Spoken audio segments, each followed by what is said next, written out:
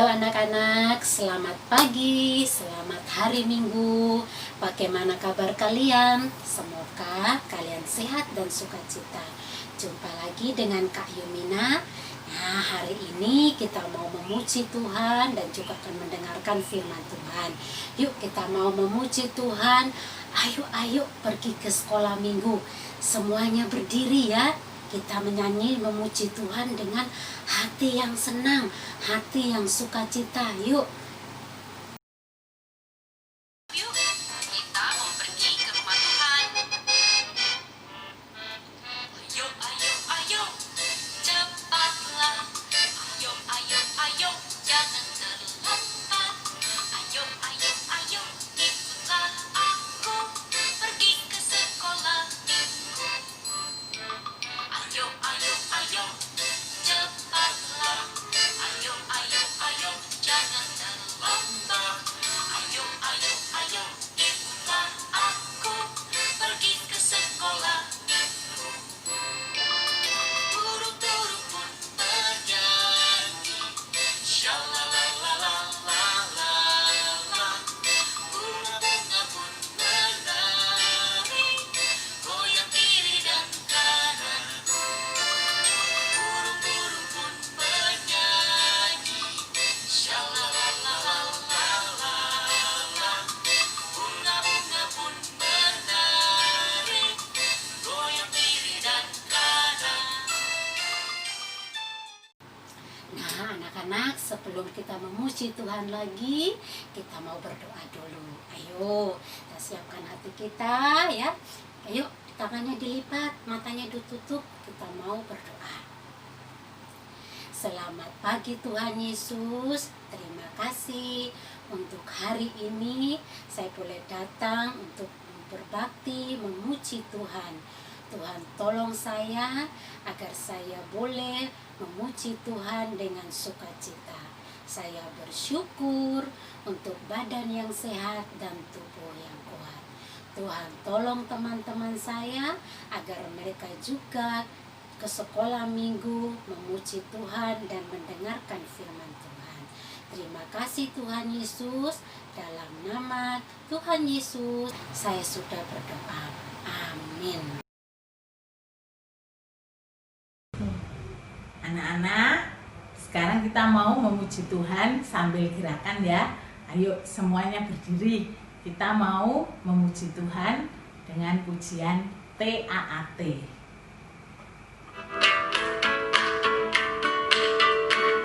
TAAT, TAAT, taat, taat, taat, taat.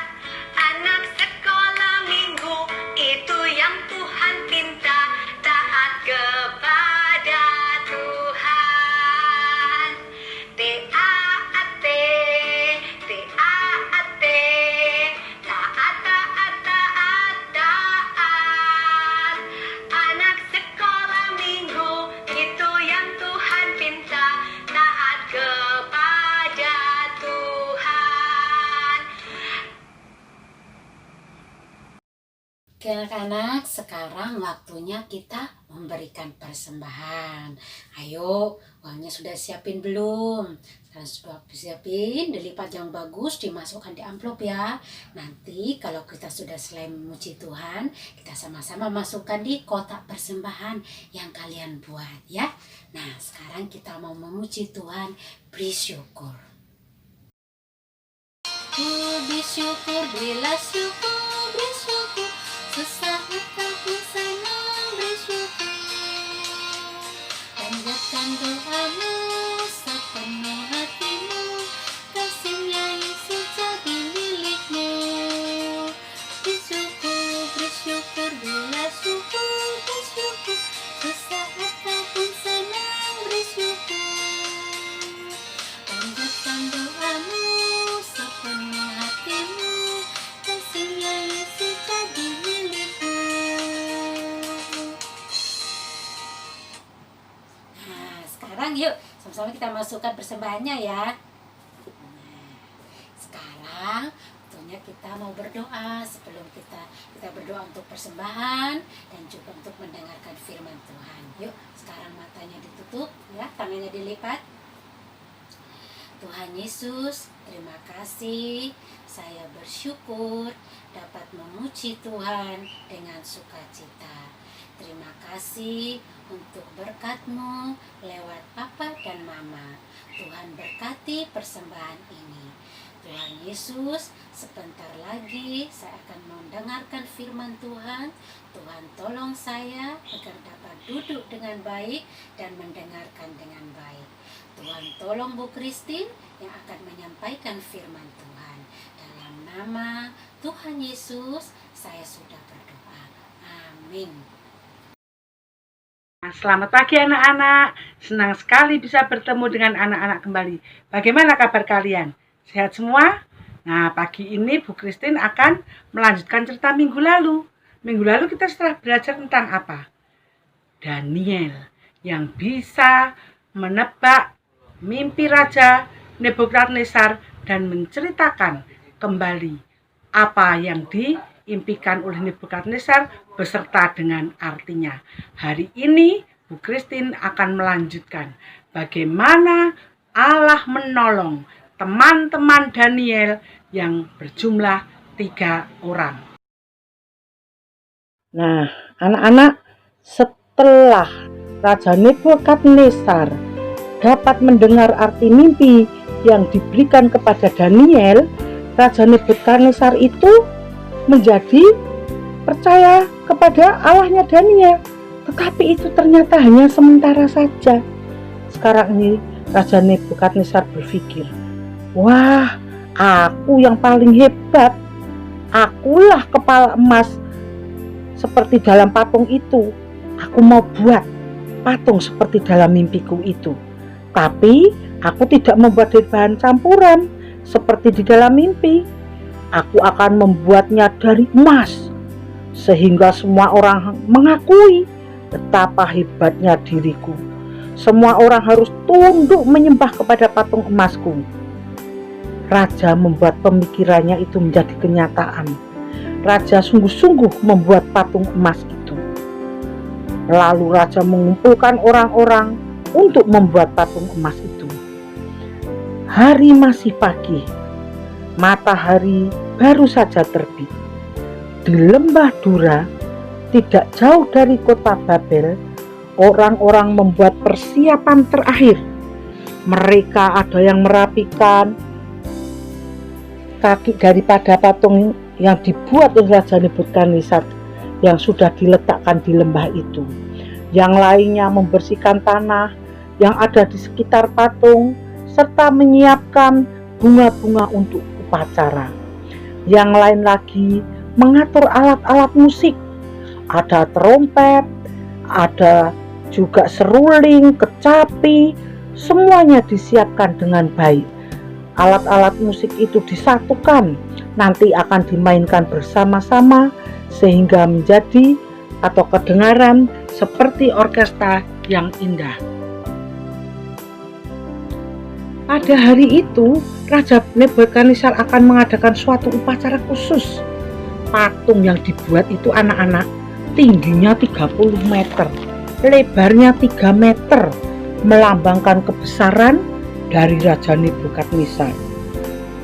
Raja Nebukadnezar sangat bangga dengan patung itu. Coba kamu bayangkan betapa indah kelihatannya jika cahaya matahari menyinarinya. Sangat megah. Nah, para gubernur, para hakim, dan semua kepala daerah yang ada di Babel diperintahkan untuk hadir dalam peresmian patung itu. Ingat enggak kalian dengan teman-teman Daniel yang sekarang sudah berubah namanya menjadi Sadrak, Mesak, dan Abednego? Mereka juga harus hadir di sana. Setelah semuanya siap, seorang utusan membuat pengumuman. Penduduk kerajaan semuanya apabila mendengar bunyi sangkakala diikuti dengan seruling, kecapi, dan alat musik yang lainnya, segera setelah musik dimulai, semuanya harus tunduk, sujud, menyembah kepada patung emas yang sudah didirikan Raja Nebukadnezar. Barang siapa tidak mentaati perintah itu akan langsung dilemparkan ke dalam perapian yang menyala-nyala. Wah, takut ya anak-anak. Perapian, jadi tempat seperti ruangan yang ada apinya, dan apinya itu sangat besar sekali. Tidak lama kemudian terdengar anak-anak suara sangkakala yang ditiup dengan sangat kerasnya, dengan diikuti oleh berbagai alat musik. Terdengar suara yang keras dan merdu memenuhi udara.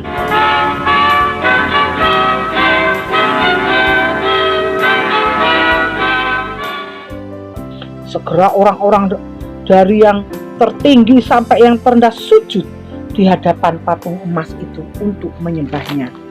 Para pengawal raja melihat berkeliling kepada orang yang ada di lembah itu. Semuanya kepala dengan tertunduk menyembah patung. Tapi mereka terbelalak, matanya terbuka lebar, karena ternyata di bagian belakang mereka melihat ada 3 orang berdiri tegak. Mereka tidak menunduk, mereka tidak menyembah patung itu. Mereka adalah Sadrah, Mesah, dan Abednego. Waktu mereka masih kecil, orang tua mereka telah mengajarkan hukum yang pertama. Engkau harus menyembah Tuhan Allahmu, dan hanya kepada Dia engkau berbakti. Jadi mereka mengasihi Tuhan dan melayani Tuhan dengan sungguh-sungguh. Mereka tidak mau tunduk menyembah kepada patung itu. Beberapa pembesar raja segera melaporkan kepada raja. Ya raja, kekalah hidup tuanku. Tuanku sudah mengeluarkan perintah bahwa setiap orang yang mendengar bunyi alat-alat musik harus tunduk menyembah kepada patung emas yang telah tuanku buat. Dan siapa yang tidak menyembah akan dilempar ke dalam perapian. Benar, jawab raja. Apakah ada orang yang tidak taat pada perintahku? Ya tuanku, ada 3 orang Yahudi yang tuanku sudah berikan kepercayaan dan kekuasaan untuk memerintah atas wilayah Babel, yaitu Sadrah, Mesah, dan Abednego. Mereka tidak menuruti perintah tuanku. Mereka tidak sujud menyembah patung tuanku. Bawa mereka kemari, kata raja dengan sangat marah sekali. Waktu Sadrah, Mesah, dan Abednego berdiri di hadapan raja, bertanyalah raja kepada mereka dengan sangat marah. Sadrah, Mesah, dan Abednego, apakah benar kalian tidak menyembah patung emas yang telah kudirikan? Aku akan memberikan kesempatan kepadamu 1 kali lagi supaya kamu menyembahnya. Jika kamu tidak menyembahnya, maka kamu akan dimasukkan ke dalam dapur api yang akan dipanaskan 7 kali lipat. Tapi ketiga orang ini tetap teguh. Mereka berkata, tidak usah diberi kesempatan 1 kali lagi. Sekarang ini pun aku tidak akan menyembah kepada patung itu. Waduh, bagaimana dengan Raja Nebukadnezar? Semakin marah dia. Lalu Raja Nebukadnezar mengatakan dengan cepat, ayo, tambahkan bara api, panaskan 7 kali lipat. Cepat nyalakan perapian itu. Wah, anak-anak, lalu Sadrah, Mesah, dan Abednego diikat dan dilemparkan ke dalam dapur api itu. 2 orang pengawal raja yang menangkap sahabat-sahabat Daniel tadi, apa yang terjadi? Justru mereka yang mati. Tapi raja kemudian heran. Karena apa? Raja Nebukadnezar dan pegawainya memperhatikan terus. Ternyata Sadrah, Mesah, dan Abednego mereka berjalan-jalan di dalam ruangan yang penuh dengan api yang menyala-nyala itu, dan sekarang jumlah mereka tidak 3, tapi ada 4. Nebukadnezar sampai terheran-heran, loh, tadi kan yang dilemparkan 3, mengapa sekarang bisa jadi 4? Lalu Raja Nebukadnezar berkata kepada mereka, Sadrah, Mesah, Abednego, cepatlah kemari, keluarlah, hamba-hamba Allah yang maha tinggi. Lalu ketiga orang itu keluar dari dapur api. Wah, Heran sekali mereka, termasuk Raja Nebukadnezar. Kulit mereka tidak terbakar, bahkan rambut di kepalanya pun tidak. Pakaian mereka tetap utuh. Dan satu, waktu Raja Nebukadnezar melihat orang keempat di dalam dapur itu, orang yang keempat itu kelihatan berbeda dari ketiga orang ini. Ia kelihatan seperti anak dewa. Siapa orang itu? Itu adalah malaikat yang diutus oleh Allah untuk menjaga Sadra, Mesah, dan Abednego. Raja Nebukadnezar sendiri berkata dengan heran, segala puji bagi Allah yang disembah oleh Sadra, Mesah, dan Abednego. Ia telah mengutus malaikatnya dan melepaskan hamba-hambanya yang percaya padanya. Sekarang siapa saja yang mengolok-olok Allah Sadra, Mesah, dan Abednego, ia akan dihukum mati. Dan tidak ada Allah lain yang bisa menyelamatkan hamba-hambanya seperti ini. Raja kemudian memerintahkan bahwa Sadra, Mesah, dan Abednego harus kembali menjadi gubernur di daerah Babel. Nah, anak-anak, cerita yang tadi kamu dengar itu benar-benar terjadi. Bukan cerita bohong. Bagaimana Allah telah menolong siapa? Betul, Sadra, Mesah, Abednego di dalam dapur api. Mereka tidak luka sama sekali karena Allah menolong. Mengapa? Karena mereka setia. Melalui cerita ini, biarlah anak-anak juga belajar setia ikut Tuhan. Setia apapun yang terjadi di dalam kehidupan ini, kelak kalau anak-anak sampai dewasa, tetap setia ikut Tuhan.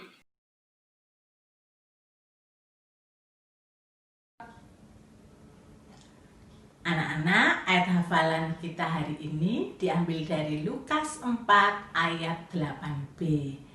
Engkau harus menyembah Tuhan Allahmu, dan hanya kepada Dia sajalah engkau berbakti. Nah, anak-anak, sekarang waktunya kita beraktivitas. Kalian membuat gambar ya. Tadi kan sudah dapat ceritanya bahwa teman-temannya Daniel, siapa? Yang 3 orang, Sadrak, Mesah, Abednego, dia dimasukkan ke dapur api. Tapi di dalam dapur api ada Malaikat yang sudah menolongnya. Jadi kalian buat seperti kotak, kalian gambar di dalamnya, nanti diwarna ya, supaya kalian ingat. Tuhan memberkati.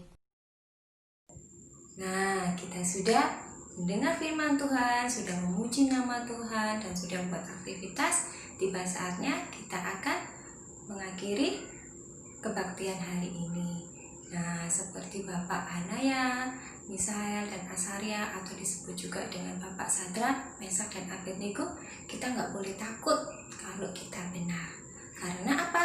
Tuhan selalu membela kita. Kita berdoa yuk, lipat tangan, tutup mata, kita berdoa. Bapak, terima kasih untuk hari ini. Saya boleh belajar dari Bapak Sadrak, Mesah, dan Abednego. Tolong saya ya Bapak, untuk saya berani karena saya benar. Terima kasih Tuhan Yesus, kami akan mengakhiri kebaktian hari ini. Berkati teman-teman saya, berkati orang tua kami di dalam pekerjaan mereka, sehingga mereka pun dapat bekerja dengan baik, dengan kesehatan yang baik. Terima kasih Tuhan Yesus, hanya di dalam nama Tuhan Yesus saya berdoa.